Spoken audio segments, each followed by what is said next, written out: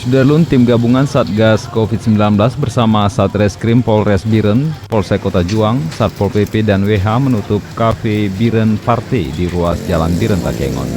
Polisi memasang polis lain karena kafe tersebut masih buka hingga lewat batas waktu yang diberikan dan juga tidak menerapkan protokol kesehatan.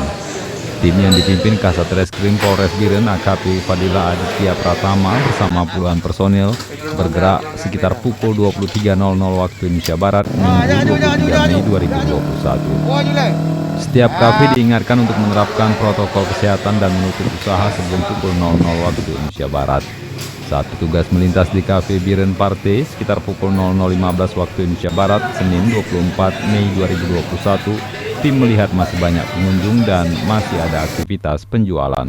Jadi malam ini kami Polres Biren dan tim UKL dari Pemda melakukan penertiban prokes terhadap kafe-kafe dan tempat kafe yang sudah ditentukan, yaitu pukul 00 sudah harus dilakukan penutupan.